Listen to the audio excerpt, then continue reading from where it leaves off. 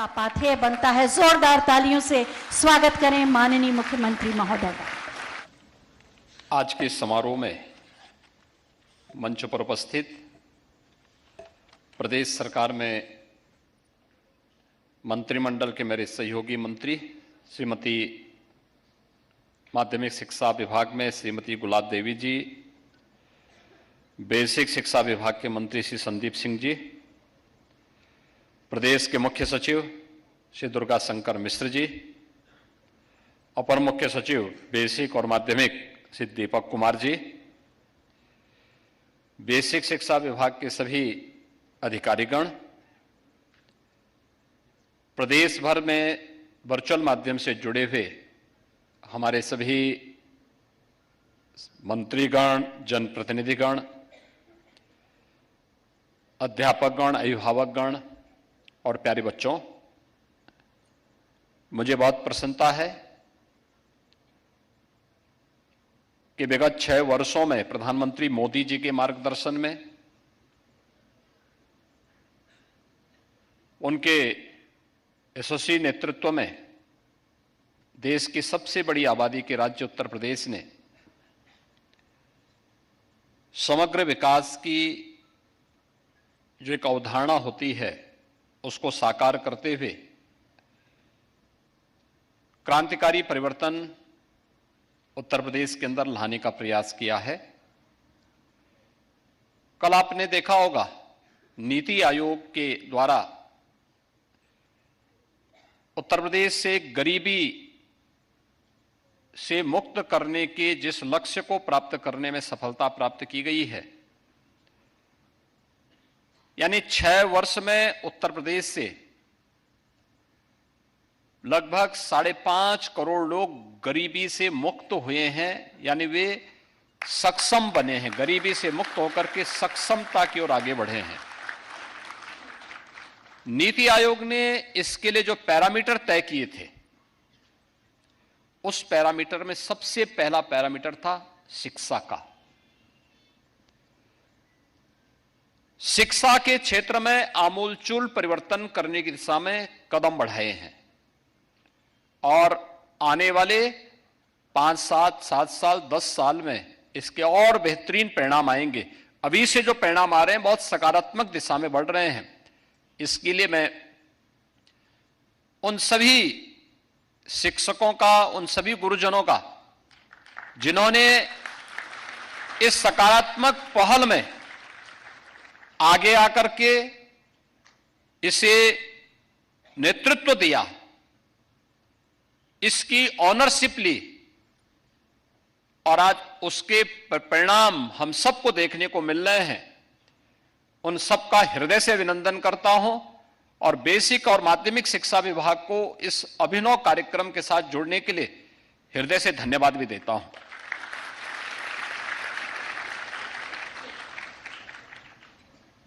आपने देखा होगा कल शिक्षा के क्षेत्र में जो हमारे खास तौर पर एस्पिरेशनल डिस्ट्रिक्ट थे, उसमें व्यापक परिवर्तन आए। आज समाचार पत्रों में आप थोड़ा देखना, उसमें नीति आयोग ने जो आंकड़े जारी किए हैं, बहुत परिवर्तन हुए हैं और सचमुच ये परिवर्तन के आप सब वाहक हैं। इसके लिए मैं उन सभी विभागों को जिन्होंने प्रधानमंत्री मोदी जी के इस विजन को अपने विभाग का मिशन बना करके उस लक्ष्य की प्राप्ति करने में योगदान दिया है, वे सभी धन्यवाद के पात्र हैं। आज बहुत सारे कार्यक्रमों के साथ बेसिक शिक्षा परिषद यहां पर आया है और इनमें आपने देखा होगा कि अभी अनेक कार्यक्रम हुए हैं। इन सब कार्यक्रमों के बारे में अपर मुख्य सचिव बेसिक शिक्षा ने भी, बेसिक शिक्षा विभाग के मंत्री जी ने भी, माध्यमिक शिक्षा विभाग की मंत्री जी ने भी अपनी बात को बहुत विस्तार से आपके सामने रखा। सबसे महत्वपूर्ण यह है कि 2017 के पहले जिस बेसिक शिक्षा परिषद के विद्यालयों में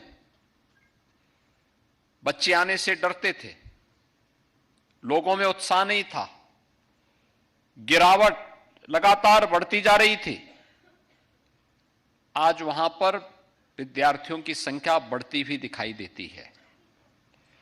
6 वर्ष में 3 वर्ष का समय लगभग हमें कोरोना जैसी महामारी का सामना करने में व्यतीत हुआ।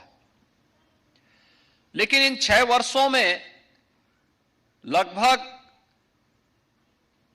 55 से 60 लाख बच्चे अतिरिक्त बेसिक शिक्षा परिषद के विद्यालयों में अतिरिक्त आए हैं। इतने नए बच्चों का नामांकन हुआ है, यानी जो लगभग 1,30 से 34 लाख तक के बच्चे बेसिक शिक्षा परिषद से जुड़े हुए पहली से 8वीं तक की क्लासेस में पढ़ते थे, आज उनकी संख्या बढ़कर के 1,91,00,000 को पार कर चुकी है। और इस संख्या को अभी बढ़ाने के साथ साथ ड्रॉप आउट को लगातार कंट्रोल करना, क्योंकि अक्सर होता है 5वीं के बाद 8वीं के बाद ये बच्चे स्कूल नहीं जा पाते, और खासतौर पर बेटियों के मामले में ज्यादातर देखने को मिलता है अभिभावक नहीं भेजते। उसका समाधान का रास्ता भी निकाला गया, लेकिन शिक्षकों की जिम्मेदारी बनती है कि जैसे उन्होंने ऑपरेशन कायाकल्प को एक ऑनरशिप लेकर के उसको सफलता की एक नई ऊंचाई तक पहुंचाया। सोचिए, कोई बेसिक शिक्षा परिषद को पहले देने की बात करता था क्या? आज लगभग 250 करोड़ रुपए की आपको सीएसआर में निधि मिली, जिनमें 6 ग्रुप को अभी यहां में सम्मानित किया। तो बहुत बड़ी राशि है। आप सोचिए कि उन दानदाताओं के लिए पहले भी व्यवस्था थी, वे देना चाहते थे, लेकिन पहले कोई लेने वाला नहीं था, क्योंकि कोई ऑनरशिप लेने को तैयार नहीं था। कोई ये तैयार नहीं था कि हम इस कार्य को आगे बढ़ाएंगे, ये जानने को तैयार नहीं था। मैं बार बार इस बात को कहता हूं कि हमारा सबसे पवित्र मंदिर वह होना चाहिए जहां से हमारा परिवार चल रहा है, हमारी आजीविका चल रही है। सबसे पवित्र स्थल वह हमारा होना चाहिए। और जब यह भाव हमारे अंदर आ जाए तो हम वास्तव में अपनी ऋषि परंपरा की उस पीढ़ी का प्रतिनिधित्व कर रहे हैं जिसने हमें इस बात की प्रेरणा दी कि माता भूमि पुत्रोहम पृथिव्या, जिसने हमें इस बात की शिक्षा दी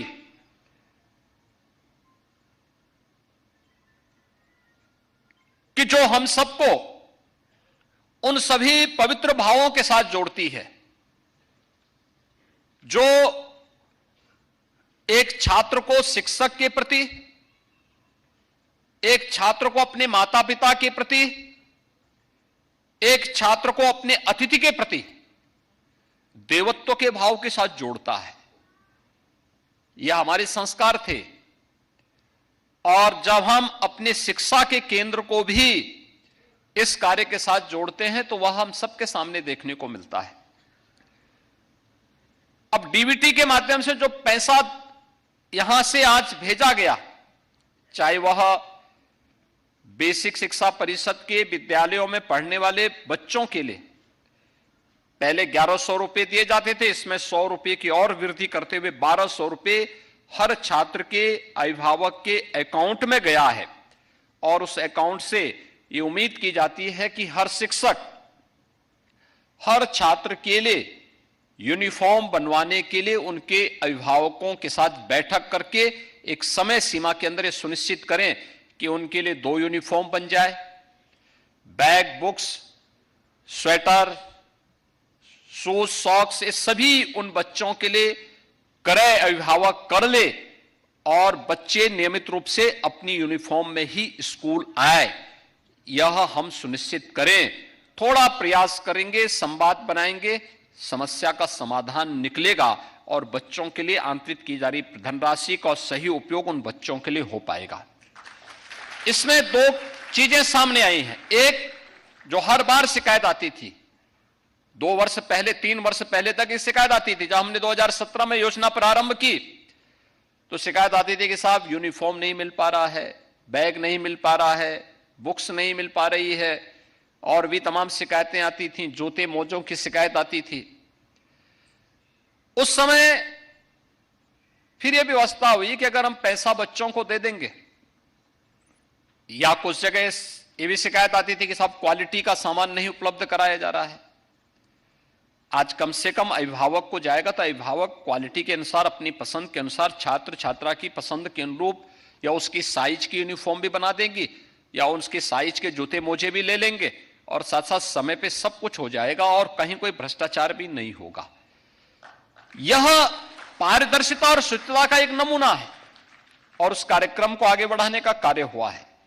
लेकिन इसकी मॉनिटरिंग विद्यालय स्तर पर प्रधानाचार्य जी के माध्यम से, शिक्षकों के माध्यम से जब इसकी समीक्षा होगी और संवाद बनाया जाएगा अभिभावकों के साथ, तो इस समस्या का समाधान भी होगा और सही आंकड़े हमारे पास आ पाएंगे कि वास्तव में कितने बच्चे बेसिक शिक्षा परिषद के स्कूलों में अध्ययन कर रहे हैं।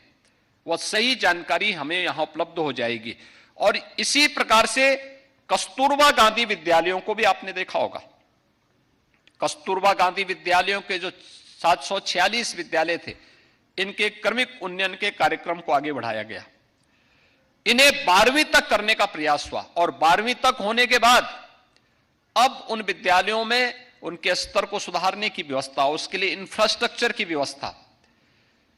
जो हमारे डाइट के विद्यालय थे, प्रशिक्षण महाविद्यालय थे, उन प्रशिक्षण महाविद्यालयों में ऑडिटोरियम के निर्माण की कार्रवाई, यह हमारी निरंतर प्रक्रिया का हिस्सा बनना चाहिए। और बेसिक शिक्षा परिषद ने इन कार्यक्रमों को आगे बढ़ाया उसी प्रकार से जैसे सत्र के पहले की स्थिति क्या थी, शिक्षकों की भारी कमी थी। और मुझे आश्चर्य होता है बेसिक शिक्षा विभाग क्यों इस पे मौन रहता है, जब कुछ लोग इस बात की चर्चा करते हैं कि साहब पिछले 5 साल में कोई शिक्षकों की भर्ती नहीं हुई। 1,64,000 शिक्षकों की भर्ती बेसिक शिक्षा परिषद में पिछले 6 वर्ष के अंदर हुई है। बेसिक और माध्यमिक शिक्षा परिषद में हम लोगों ने 1,64,000 शिक्षकों की भर्ती की है और भर्ती की प्रक्रिया को जो लोग रिटायर हो रहे हैं, जहां पे अतिरिक्त शिक्षकों की आवश्यकता पड़ती है, वहां पे निरंतर इस प्रक्रिया को आगे बढ़ाया जा रहा है। और इसी के लिए प्रदेश के अंदर एक शिक्षा आयोग बनाने की प्रक्रिया वर्तमान में प्रचलित है। बहुत शीघ्र हम इसका गठन करने जा रहे हैं जिससे कहीं भी कोई गैप न हो। लेकिन साथ साथ हमारे जितने भी डाइट हैं, जितने भी शिक्षकों के प्रशिक्षण के केंद्र हैं, इनमें हमें न केवल शिक्षकों के प्रशिक्षण को बल्कि जो शिक्षक पहले से विद्यालयों में तैनात हैं, समय समय पर उनके लिए कुछ रिफ्रेशर कोर्सेज भी हमें आगे बढ़ाने चाहिए जिससे वो हमेशा अपडेट हो। शिक्षक अगर अपडेट होगा तो पूरी पीढ़ी को अपडेट कर देगा। और मुझे लगता है कि सभी प्रकार की जानकारियों से उसे युक्त होना यह आवश्यक है। और इसके लिए आज अनेक प्रकार के कार्यक्रम हुए हैं। 125 कस्तूरबा गांधी विद्यालयों को, जो बालिका इंटर कॉलेज हैं, उन्हें अपग्रेड करने की कार्रवाई हुई है। 20 जिला शिक्षा और प्रशिक्षण संस्थानों में अतिरिक्त कक्ष और ऑडिटोरियम के निर्माण का लोकार्पण का कार्यक्रम भी संपन्न हुआ है। हमारा प्रयास होना चाहिए डाइट कोई खाली न रहे, वहां भी अच्छे प्रशिक्षक हों, योग्य लोग जाएं, उनको लिए अतिरिक्त सुविधाएं दीजिए, लेकिन वहां योग्यता को मानक बनाया जाना चाहिए क्योंकि वही प्रशिक्षित करेगा। और वहां पर भी हमें अच्छी तरीके से पारंगत करने के लिए, शिक्षकों को और पारंगत करने के लिए वहां पर पूरी जो भी गैप है उसको हमें पूरा करना होगा। इसके साथ ही आज यहां पर SCERT द्वारा विकसित कलांकुर, कला सृजन, इंटर्नशिप मैनुअल और संस्कृत भाषा किट का विमोचन भी यहां संपन्न हुआ है। ये जो पुस्तकें आज यहां विमोचित हुई हैं, अभी मैं चाहूंगा हर विद्यालय में ये उपलब्ध कराए जाएं और विद्यालयों में उपलब्ध करवाने के साथ ही शिक्षक उन्हें जरूर देखें, बच्चों को उससे परिचित कराएं। न केवल सीखने के, अब स्वयं भी सीखने की जिज्ञासा होनी चाहिए, बल्कि छात्र छात्राओं को भी उसके साथ जोड़ने का कार्य अगर आप करेंगे तो उससे काफी अच्छी जानकारी आपको मिलेंगी। लर्निंग बाय डूइंग कार्यक्रम के अंतर्गत शिक्षक मैनुअल का विमोचन भी आज हुआ है। ये जो लर्निंग बाय डूइंग, जो यहां पर आज शिक्षक मैनुअल का विमोचन का कार्यक्रम संपन्न हुआ है, हर शिक्षक इसको एक बार जरूर देखें। समय लगेगा, लेकिन आपने अगर शिक्षा को अपने कैरियर का हिस्सा बनाया है तो समय तो आपको देना पड़ेगा। प्री प्राइमरी के लिए कोलोकेटेड आंगनबाड़ी केंद्रों को आईआईटी गांधीनगर के सहयोग से आज यहां पर जो विकसित किया गया है वंडर बॉक्स, 2 आंगनबाड़ी केंद्रों को प्रदान किया गया है। और प्री प्राइमरी के रूप में आंगनबाड़ी केंद्रों को विकसित करने के लिए हम लोगों ने बहुत पहले कहा था। कोविड के कारण इस समयबद्ध तरीके से आगे नहीं बढ़ पाया है, लेकिन हमें इसको आगे बढ़ाना ही होगा। ये न्यू होगी हमारी बेसिक एजुकेशन की। और जहां पे आंगनबाड़ी में आंगनबाड़ी कार्यकर्ती उन बच्चों के साथ समय देती हैं, उन्हें प्रशिक्षित करती हैं, बहुत अच्छी सकारात्मक दिशा में उन बच्चों के मन में स्कूल के प्रति एक बहुत सकारात्मक भाव पैदा होता है। वो स्कूल जाने के इच्छुक दिखते हैं। लेकिन जहां पे व्यवहार, शिक्षकों के व्यवहार में थोड़ा रूखापन है, वहां पे मैं देख रहा था जिस दिन स्कूल खुले थे, बहुत सारे बच्चे ऐसे थे जो स्कूल जाने के लिए उत्सुक थे अपने शिक्षकों के व्यवहार के कारण, और बहुत सारे बच्चे ऐसे थे जो उस रूखे व्यवहार के कारण स्कूल जाने से रो रहे थे कि साहब मुझे स्कूल आज मत भेजिए। यानी ये चीजें दिखती हैं। वो बच्चा अपने व्यवहार से इस बात के व्यक्ति कर रहा था कि स्कूल में शिक्षक का व्यवहार या आंगनबाड़ी केंद्रों में आंगनबाड़ी कार्यकर्तियों का व्यवहार कैसे है, ये हमें स्वयं तय करना होगा। मैं धन्यवाद दूंगा उन सभी संस्थानों को जिन्होंने सीएसआर के मद से बेसिक शिक्षा परिषद में ऑपरेशन कायाकल्प के कार्यक्रम को आगे बढ़ाने में अपना योगदान दिया है, और आज उनमें से 6 संस्थानों को सम्मानित किया गया है। ये 6 संस्थान तो हमें सहयोग कर ही रहे हैं। हमारे जनप्रतिनिधियों ने, प्रशासनिक अधिकारियों ने, पुलिस के अधिकारियों ने, और इसके अतिरिक्त समाज से जुड़े हुए मानिंदों ने, शिक्षा विभाग के अधिकारियों ने भी, शिक्षकों ने भी रुचि लेकर के ऑपरेशन कायाकल्प के कार्यक्रम को सफलता की नई ऊंचाइयां दी हैं। कोई कल्पना करता था बेसिक शिक्षा परिषद के विद्यालय 2017 के पहले जिसमें पेड़ उगे होते थे, झाड़ियां उगी होती थी, काई जमी होती थी, आज बहुत अच्छी पेंटिंग के साथ में बच्चों की रचनात्मक अभिव्यक्ति को बढ़ाने में अपना योगदान दे रही है। अभिभावक अपने बच्चों को स्कूल में भेजना चाहता है, उसके मन में अब एक जिज्ञासा पैदा हुई है, और अनेक कार्यक्रम बेसिक शिक्षा परिषद ने निपुण भारत कार्यक्रम के साथ जो कार्यक्रम आगे बढ़ाए हैं, इसने तो बहुत ही सकारात्मक योगदान इस दिशा में दिए हैं। और ऑपरेशन कायाकल्प को और सकारात्मक दिशा में आगे बढ़ाने के लिए भी जो आज यहां पर सीएसआर के मद से जिन संस्थानों ने योगदान दिया है, मैं उन सबको हृदय से धन्यवाद देता हूं, उनका अभिनंदन करता हूं और विश्वास व्यक्त करता हूं कि सीएसआर की निधि का इससे बेहतर उपयोग हो ही नहीं सकता है कि हम अपनी पीढ़ी को बना रहे हैं। ये देश की नींव को मजबूत बनाने का कार्यक्रम है, और उस नींव को इस रूप में मजबूत बनाने का काम हो रहा है। डीबीटी के माध्यम से आज यहां पर आपने देखा होगा कि 1200 रुपये प्रति छात्र 1,91,00,000 बच्चों को, मैं जब इस संख्या को देखता हूं तो मुझे बहुत सारे देशों की जनसंख्या याद आने लगती है कि यहां बेसिक शिक्षा परिषद में ही हमारे पास 1,91,00,000 बच्चे अध्ययन कर रहे हैं, और बहुत सारे देशों की इतनी आबादी नहीं है, इतने हमारे यहां बच्चे हैं। लेकिन हमारी जिम्मेदारी बनती है कि जो बच्चे अधूरे में स्कूल छोड़ देते हैं, ड्रॉप आउट को रोकना। इसके लिए अभिभावकों के साथ संवाद, उनके साथ बातचीत करना। अब तो टेलीफोन हो चुके हैं आपके पास, आपकी क्लास के हर बच्चे के अभिभावक का मोबाइल फोन होना चाहिए।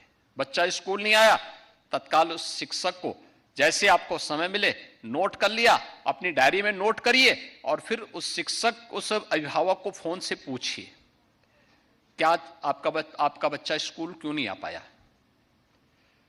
आपके पास समय होगा, विद्यालय जैसे आपका छूटता है, अच्छा होगा। 24 घंटे होते हैं, आप 6 घंटे 4 घंटे 6 घंटे स्कूल में देते हैं, 2 घंटे और सही गांव में ही तो बच्चा होगा, गांव में ही उसके घर होते हुए आ जाइए, हो सकता है उसके स्वास्थ्य खराब हो, आप उसमें कुछ योगदान दे सकते हो, आप उसको सही राह दिखा सकते हैं कि बुखार है या कोई बात है तो उसको तत्काल प्राथमिक स्वास्थ्य केंद्र या सामुदायिक स्वास्थ्य केंद्र में पहुंचाइए, लापरवाही ना हो। या हो सकता है परिवार में कोई घटना घटित हुई हो, आप जाएंगे, आप उनके प्रति अपनी संवेदना व्यक्त कर दें, आपके प्रति एक सम्मान का भाव जागृत होगा उन बच्चों के मन में, उन परिवार के लोगों के मन में। एक सकारात्मक दिशा में हम उसको आगे बढ़ाने का कार्य करें और यह ड्रॉप आउट को रोकने का एक माध्यम होगा। ये बच्चे पढ़ लिख जाएंगे तो समाज में कुछ सकारात्मक योगदान कर पाएंगे और उस सकारात्मक योगदान को, ड्रॉप आउट को रोकना, लेकिन साथ साथ आज आपने देखा होगा कि यहां पे कस्तूरबा गांधी विद्यालय की बालिकाओं को भी 76,000 बालिकाओं को भी स्कॉलरशिप दी गई है और उनको, बालिकाओं को प्रतिवर्ष 1100 रुपये की दर से छात्रवृत्ति,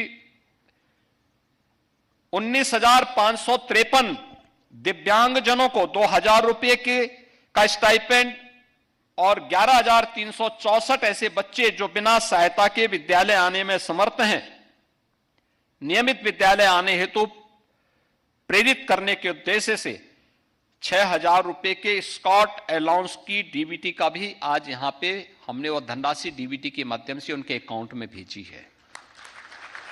यानी इतनी बड़ी धनराशि आज बेसिक शिक्षा परिषद 1,91,000 बच्चों के लिए तो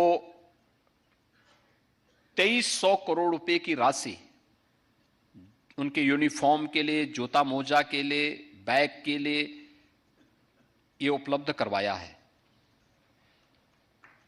कस्तूरबा गांधी विद्यालय के 76,000 बालिकाओं के लिए भी 1,100 रुपये प्रतिवर्ष की राशि उनके अकाउंट में जा रही है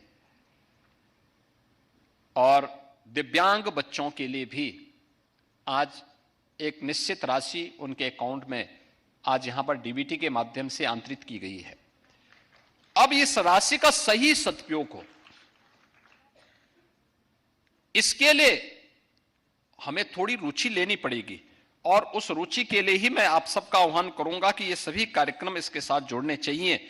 और इसके साथ ही आपने देखा होगा कि आज स्किल डेवलपमेंट के साथ जोड़ने के लिए भी कुछ अभिनव कार्यक्रम आगे बढ़े हैं।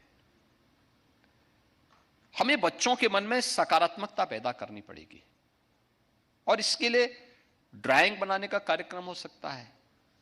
एक अच्छा आर्किटेक्ट का माध्यम, आप उन बच्चों को अभी से अगर ड्राइंग बनाना सिखा देंगे ना तो आगे चलकर बहुत अच्छे आर्किटेक्ट बन पाएंगे, मास्टर प्लानर बन जाएंगे। एक टाउन प्लानर क्या करता है, पूरे टाउन की मैपिंग तो करता है, फिर इसके बारे में एक विजन देता है कि कहां पे क्या होना चाहिए, कहां मार्केट होनी चाहिए, कहां शिक्षा का हब होना चाहिए, कहां चिकित्सा का हब बनना चाहिए, कहां ट्रांसपोर्ट नगर बनना चाहिए, कहां पे क्या चीजें बननी चाहिए, उसके लिए वो एक विजन देता है। अगर आप केवल अपने विद्यालय के लिए ही इस व्यवस्था को बना ले कि विद्यालय कहां पे है, उसमें क्या क्या चीजें हैं, उसके बारे में भी आप उन बच्चों को ड्राइंग बनाने की कला वहां सिखाना शुरू कर देंगे, यह भी अपने आप में एक स्किल डेवलपमेंट का एक माध्यम बन जाएगा। बच्चों को मिट्टी के ही कुछ खिलौने बनाने का अभ्यास आप कराना शुरू कर देंगे, उसके मन में एक नई प्रेरणा पैदा होगी। बच्चों को किचन गार्डन के बारे में भी कुछ जानकारी दे देंगे तो बच्चों के मन में एक जिज्ञासा पैदा होगी। वृक्षारोपण के बारे में कुछ प्रेरित कर देंगे तो उसके बारे में उसके मन में एक जिज्ञासा पैदा होगी। मैं बहुत बार देखता हूं, पता नहीं वे लोग पुष्प लगाते हैं कि नहीं लगाते हैं, लेकिन मैं देखता हूं कहीं जाते हैं तो उनका हाथ खाने में कहीं पुष्प लगा, वो गमले से पुष्प जरूर तोड़ देंगे। ये मैं बहुत बार देखता हूं। मुझे बहुत बार लोगों को टोकना पड़ता है, अरे जब लगा नहीं सकते तोड़ क्यों रहे हो भाई, लेकिन वो तोड़ेंगे जरूर,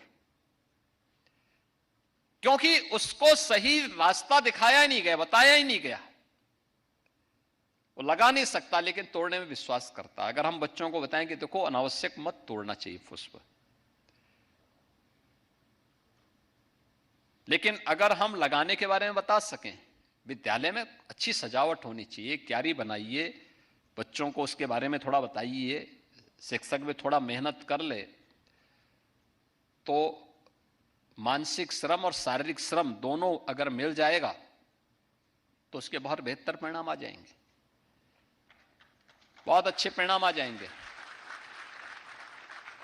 और मैं चाहूंगा कि इस दिशा में आप सबको आगे बढ़ने की आवश्यकता है। बाकी अन्य कार्यक्रम तो होंगे, लगातार आगे बढ़ते रहेंगे, लेकिन जो हम स्थानीय स्तर पर भी कुछ कर सकते हैं, पिछले 6 वर्ष के अंदर जो दूरी तय की गई है, इसको और सकारात्मक दिशा में आगे बढ़ाने की आवश्यकता है। आज बेसिक शिक्षा परिषद ने परिवर्तन आज दिखता है, आज लोग बोलते हैं इसके बारे में, जनप्रतिनिधिगण आते हैं वो भी इस बात को बोलते हैं कि बेसिक शिक्षा परिषद में परिवर्तन हुआ है। अब माध्यमिक शिक्षा की बारी है, माध्यमिक शिक्षा के लिए भी अनेक पॉलिसी बनाई गई है, उस कार्यक्रम को भी आगे बढ़ाने के कार्यक्रम चल रहे हैं। बस समय पे निर्णय। माध्यमिक शिक्षा ने इस दौरान नकल विहीन परीक्षाएं दी है, पहली बार रिकॉर्ड मात्रा में, यानी पहले 3 महीने माध्यमिक शिक्षा में परीक्षा में लगते थे, इस बार मात्र 15 दिन में परीक्षाएं हुई हैं। 2 महीने परिणाम आने में लगते थे, इस बार मात्र 14 दिन में परिणाम आए हैं। यानी 29 दिन के अंदर माध्यमिक शिक्षा में, जिसमें 56 लाख बच्चों ने परीक्षाएं दी थी, 1 महीने के अंदर वे सभी कार्यक्रम सफलतापूर्वक संपन्न हुए हैं और कहीं भी नकल नहीं हुई, कोई शिकायत नहीं आई। ये है परिवर्तन, ये है परिवर्तन। और इस परिवर्तन के लिए अपने आप को तैयार करना है, ये प्रयास करने से होता है। और नहीं तो होता क्या था, नकल का अड्डा कोई और चलाता था और बदनाम शिक्षक होता था, पूरी शिक्षा व्यवस्था बदनाम होती थी और पहचान का संकट उत्तर प्रदेश वासियों के सामने आता था, उत्तर प्रदेश के नौजवानों के सामने आता था। आज उससे उभरे हैं, उससे आगे बढ़े हैं। और इसलिए मैं आज के इस अवसर पर चाहूंगा कि हम जो परिवर्तन किए गए हैं इसको और अच्छे ढंग से आगे बढ़ाने की व्यवस्था करें। ऑपरेशन कायाकल्प सेकंड का जो फेज होगा, ये माध्यमिक शिक्षा के लिए होना चाहिए। माध्यमिक शिक्षा में जितने भी हमारे गवर्नमेंट इंटर कॉलेजेज हैं, बालिका जो GGIC हैं, गर्ल्स गवर्नमेंट इंटर कॉलेजेज हैं, इन सब में और एडेड जो गवर्नमेंट के द्वारा सहायता प्राप्त निजी प्रबंधन में चलने वाले कॉलेजेज हैं, इन सभी को हम एक समय सीमा के अंदर ऑपरेशन कायाकल्प 2 के अंतर्गत इनको भी हम वास्तव में कायाकल्प में बदलें। नहीं तो 75 साल और 100 साल पुराने इन विद्यालयों की स्थिति बहुत जर्जर है। अब उनकी बैठक करके एक समय सीमा के अंदर इसे आगे बढ़ाने की आवश्यकता है। और इसके साथ ही संस्कृत विद्यालय जो जर्जर स्थिति में है, माध्यमिक शिक्षा परिषद के माध्यमिक शिक्षा विभाग के माध्यम से उन सब के बारे में भी एक कार्य योजना ला करके उन सभी को भी जो हमने स्कीम लागू की है, समय से उसको आच्छादित करके क्वालिटी कवर को, कार्य की गुणवत्ता में और कार्य की समयबद्धता में कोई समझौता ना हो और उसको हम समयबद्ध ढंग से आगे बढ़ाने का कार्य करेंगे तो उसके बेहतर परिणाम आएंगे। और इसमें जितना भी हम निवेश कर पाएंगे, सरकार के स्तर पर या पुरातन छात्रों के माध्यम से या CSR के माध्यम से, यह निवेश कभी व्यर्थ नहीं जाएगा। इस समाज को एक सकारात्मक ऊर्जा के साथ जोड़ने का कार्य करेगा। और इस सकारात्मक ऊर्जा के साथ जोड़ने के लिए मैं आप पूरे प्रदेशवासियों का आह्वान करता हूं कि इस सकारात्मकता के साथ जुड़े, इस विश्वास के साथ एक बार आज 1,91,00,000 वे सभी बच्चे जो आज 1,200 रुपए की राशि प्राप्त किए हैं, 76,000 वे बालिकाएं जो कस्तूरबा गांधी विद्यालयों में भी 1,100 रुपए वार्षिक छात्रवृत्ति प्राप्त की हैं, और वे दिव्यांगजन छात्र छात्राएं जिनको स्टाइपेंड के रूप में सरकार अतिरिक्त धनराशि देती है, उन सबको इस धनराशि के उपलब्ध होने के अवसर पर मैं उन्हें हृदय से बधाई देता हूं, और सभी अभिभावकों का और सभी शिक्षकों का मैं आह्वान करता हूं कि वे इस कार्यक्रम को सफलता की नई ऊंचाई तक पहुंचाने में और शिक्षा व्यवस्था में आमूलचूल परिवर्तन लाने में अपना योगदान देंगे। आप सबके प्रति मेरी शुभकामनाएं। धन्यवाद। जय हिंद।